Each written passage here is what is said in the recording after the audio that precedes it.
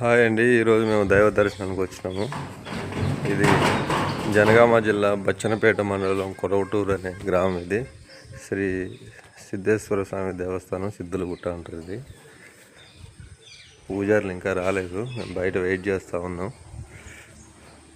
ఇది స్వయంభూ లింగం అండి. ఇది స్వయంగా శివుడే ఇక్కడ వెలిశాడట. స్వయంభూ లింగం అండి. ఇక మా వాళ్ళు గ్రహాలకి తిరుగుతూ ఉన్నారు.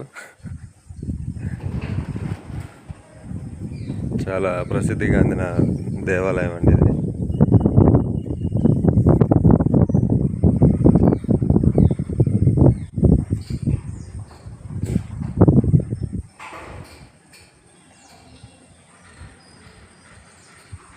ఓం నమః శివాయ.